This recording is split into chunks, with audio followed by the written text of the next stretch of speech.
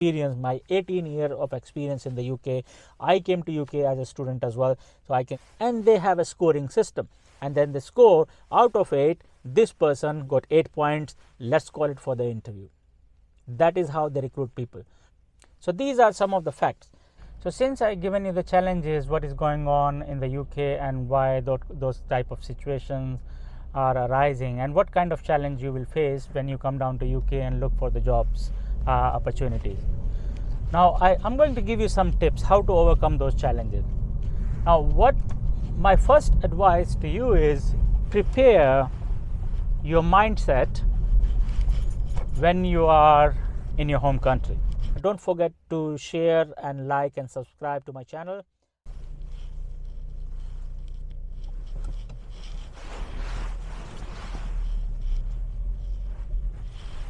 So hello everyone, this is Dr. Mandeep Saini, and today we are going to talk about the job market in the UK, and specifically the job market for the students and their dependents.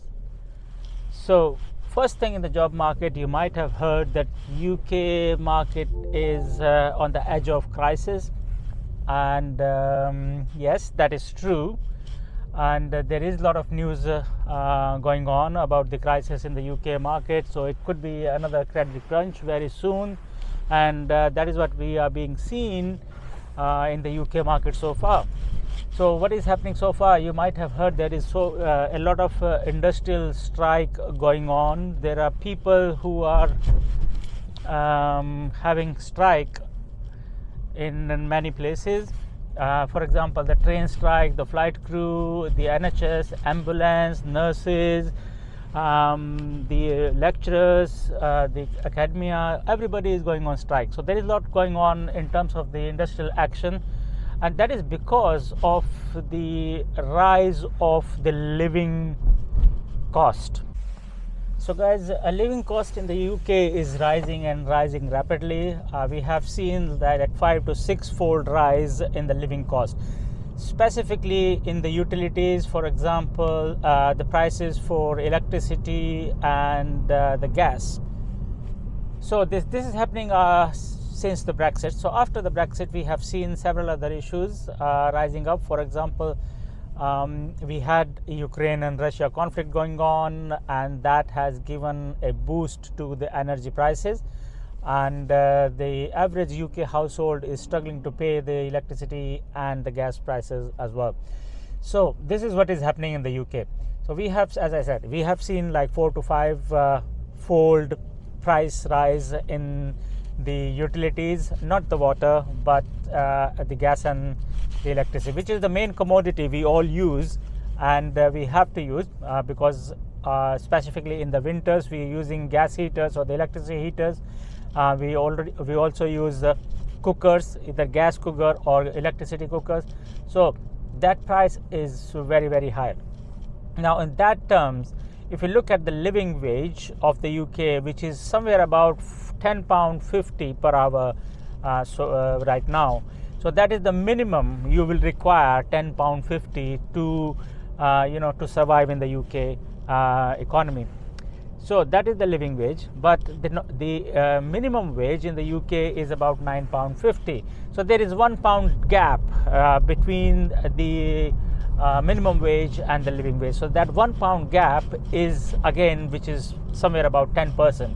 So if you are thinking to come to UK, or you already in the UK, then you need to think about that gap as well, how you are going to fulfill that gap. So 10% gap doesn't look much, but it makes a massive difference when you actually living in the UK.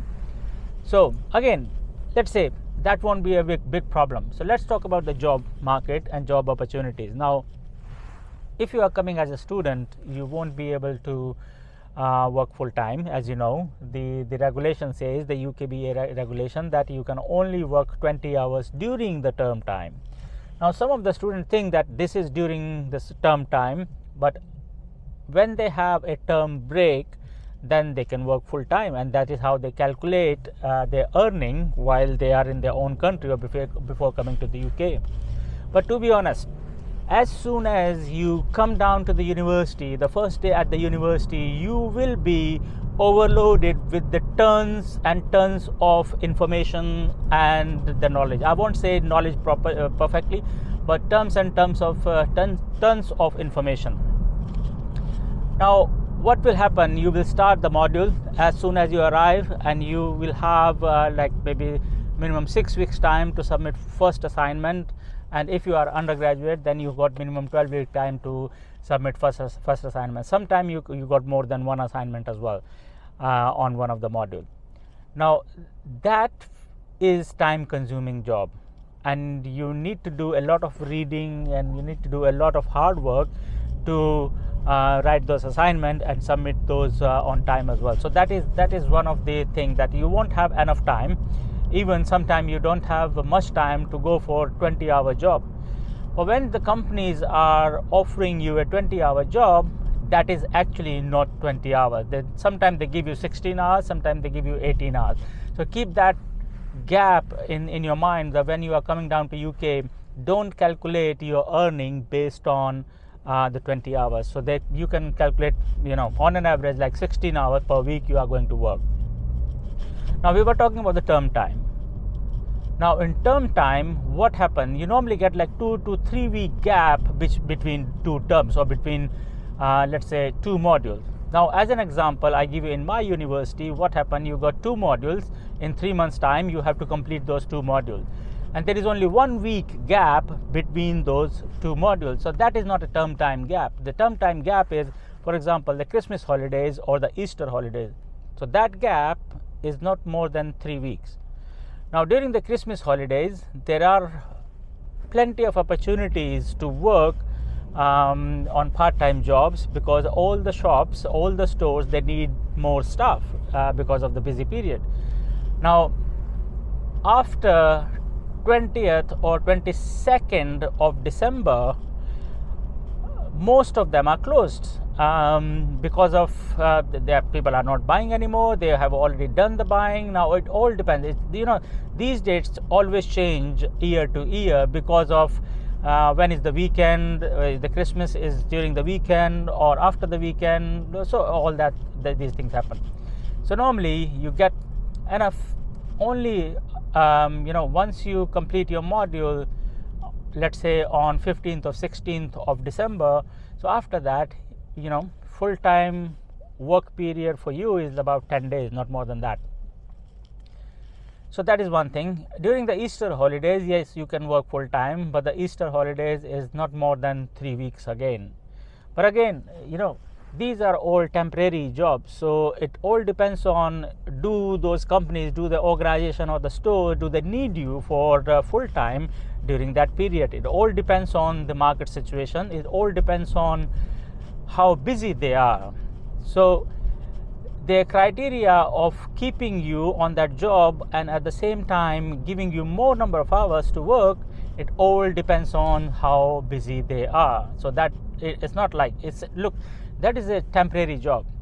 If you are a student, you will only get temporary job. It's highly unlikely that you are going to get a full-time job. So when you're getting a temporary job, that means it's a kind of 0-hour contract, shift base. They can call you anytime. They can give you a rota maybe a week ahead, and they call you anytime, and they can send you home at any time as well. So that is how these organizations work. So if you calculate that you are going to work 20 hours, or maybe you can do 10 hours in one job and 10 hours in another job, that is really hard to do that as well, because sometimes the shift clash, sometimes the other circumstances, you are busy with your assignment, you have other commitments if you are coming with the family. So it makes your life really, really hard to cope up with those jobs. Now as soon as you come down to UK, you might be thinking in that way that you will get a job very quickly. That is not happening overnight. Mark my words, that doesn't happen overnight. If you are very, very lucky, then you might get a job. But for most of the students, let's say I would say more than 90% of students, they don't get job in first 3 months time. Now why they don't get job in the first 3 months time? Because they are very fresh to the UK market. They don't know or they don't have enough idea what's going on, how to search for the job, what are the requirements, what skills they require. And there is a lot of confusion as well, because they have a lot of information from the university, they have a lot of information from the other students, which are most of the time is not relevant or not accurate as well. So these are the problems the students are having, and you are overloaded with the information which is most of the time is not relevant. So you don't know what you're doing. You are really confused in first 3 months time. You're looking for the accommodation and you're looking for other stuff as well. So it is sometimes really hard to find that. So since I've given you the challenges, what is going on in the UK and why those type of situations are arising, and what kind of challenge you will face when you come down to UK and look for the jobs opportunities. Now I'm going to give you some tips how to overcome those challenges. Now my first advice to you is prepare your mindset when you are in your home country, that these will be the situations you are going to face when you are in the UK itself. Now it is challenging to get a job.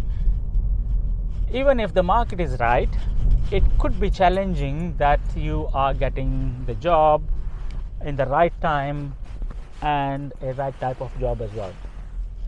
Now first thing, you need to be clear that you can work 20 hours as a student, but at the same time don't calculate your earning based on 20 hours. You might only be able to work 15 hours or 16 hours. So just keep that room in your mind, that there is a gap, the 5-hour gap, that minimum you might get a job, and you know they give you 2 shifts, 8 hour, which makes it 16 hours. So in that case, that is fine. So the minimum wage is £9.50, £9.50. So you can calculate based on £9.50 as well.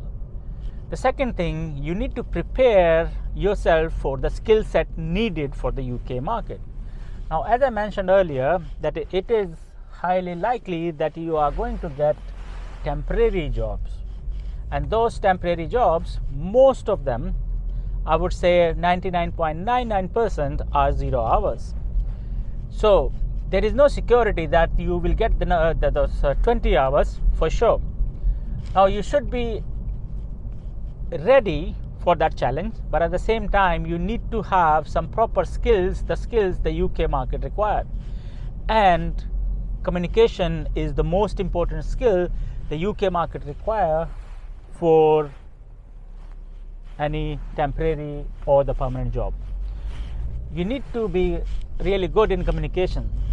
And when I talk about communication, we're talking about English specifically, that your spoken English and at the same time written English is good. So I would suggest that even though the IELTS is not required for any of the course, I would suggest you should go for the IELTS, because that will prepare you at least for the communication, whatever score you get, 5.5 or 6.5 or 7.5, whatever. More the score, better your communication skills will be. Now, so IELTS is one of the things, and communication is one of the skills. Now the second thing, as those jobs are temporary, then those temporary jobs are only available at the stores and the restaurants and those kind of outlets. So for example, KFC, McDonald's, and some of the places like Manchester United in Manchester, all the stadiums for the events, and they call you whenever they require you. So you can go for the restaurant. There are a lot of restaurants in the UK. Anywhere you go, there are a lot of Indian restaurants, Pakistani restaurants, Bangladeshi, obviously the English restaurant, Turkish. There are a lot, because it's a multicultural city. Cities in the UK like London, Manchester, Birmingham, they got all type of restaurants there. So you can look for any job in the restaurants as well. There are some other jobs available, for example, like deliveries and all that. You are the takeaway delivery, like you got Zomato in India and other delivery people. So there are several different type of jobs available. You can find some admin work in a reputed company as well, but again they are not going to give you more than 20 hours. So you need to be very, very careful when you are calculating all that. Now we need to think about the skills. The communication is one of the most important skills for any type of job in the UK, and you need to prepare yourself for the communication. Now you might think about other skills, for example customer care and all that, because all the jobs will require customer care. So if you're having even a small certificate of customer care or a tiny bit of experience from your home country, from wherever you are coming from, so if you work there for maybe a 1 month or 2 months, maybe a crash course or 2 hours, 3 hours on customer care, that will add value to your CV. So that is one of the tips, that you should be prepared for that. Your mindset should be that doesn't matter what job you was doing in India or any other country, wherever you're coming from, your mindset should be that you need to start from the scratch, and that is what is going to happen. Definitely you have to start from the scratch. You will be really, really lucky. You will be only maybe one person out of 1,000 who is getting a job as soon as you arrive in UK and you're getting a dream job. That means you are very, very lucky, and at the same time your profession or whatever you do, you are unique as well. So you have some unique skills, that's why you're getting. And many of you might be thinking that, I do have the unique skills.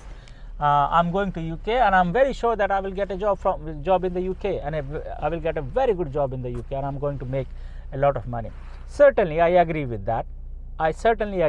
But my experience with the students, I've been here in 18 years, and I was always with the student since 2004.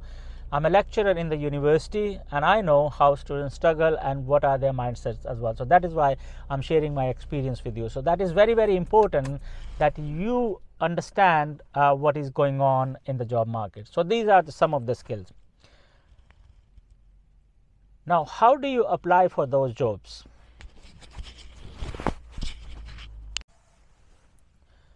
Now, when you apply for these jobs, in our countries, specifically in Asian countries or African countries, there is a different way of applying for these jobs. You go online, for example, on Indeed or any other web portal, and you look for a job and you just submit your CV, and you think that they are going to reply to you. This doesn't work in the UK. Now, most of the students in the UK are doing the same mistake. Now, to avoid that, because you have a CV, a general or a CV doesn't work in the UK market. That you are applying for a job in a graphic designing organization, or you're applying for a job in IT, or applying for a job in a project management, supply chain, or any other sector.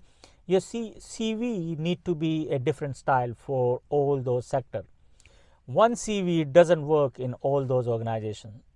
So what you need to do, what I suggest, that each job you apply, you need to put some effort to align your skills with the job requirement. All the job requirements are given on the job listing. So when you're looking at a job listing on any of the website, and they have a set criteria that these are the skills or the competencies we are looking into a candidate, you need to put those competencies and justify that you have those competencies, you have those skills, you have those experience, and write a covering letter as well. Don't just post your CV, your same CV or standard CV for all the jobs. You will never get a response on that. Because the job market is very competitive, and thousands and thousands of students, every year in the UK is about 500,000 students come from all over the world. They all are looking for the job. 500,000 jobs every year, which is a very hard number. You are one of them. You need to be competitive. You need to compete within the market, and you only got 20 seconds to sell yourself through your CV, because the recruiter only have 20 or less than 20 seconds to look at your CV and make the decision, call this person for interview or not. So your CV need to stand. And how your CV will stand? First, you need to show the skills, that you got the skills and the competencies. Adding some experience, some proof with the CV, for example, some certificates or something, that you got certificate in so and so, in IT, you got a certificate in project management or whatever. And adding some skills as well, that you got certificate in good communication, you got IELTS, which is band 7.7 or 7.5 or 6.5, whatever, and you have to add some proof as well. So the recruiter know, okay, this is what I ask in the job requirement, and this candidate is ticking. So the game is all about tick. They ask you that you got good communication skills, and you said yes, and you justified, so tick. Then the second one is this, tick, and you justified as well. And third one, tick, tick, tick, tick, tick, and they have a scoring system. And then the score, out of 8, this person got 8 points, let's call it for the interview. That is how they recruit people. Now each industry have a different structure to recruit people. Now try to find out how they recruit in this industry or the sector you want to go. So these are some of the facts. Now don't think that you will be able to work 20 hours, but certainly your dependents, if you are coming with your dependents, with your spouse or anyone who is over the age of 18, they can work full time. And we got another video about the people who can work full time coming as dependent in the UK, and what job opportunities or business opportunities are available to them. So guys, please don't forget to share and like and subscribe to my channel. It is very important. If you got any question, please write the question in the comment, and please do comment about this video as well, so that can motivate me to make more videos for you and share my experience, my 18 year of experience in the UK. I came to UK as a student as well, so I can share. I think I know what is going on in the UK market. I have been working in the UK on a senior position since many years. I have worked as a consultant and and so in several industries. So don't forget to share, subscribe and like this video, and I will get back to you with another video about the work possibilities or opportunities for the dependents of the student. Thank you.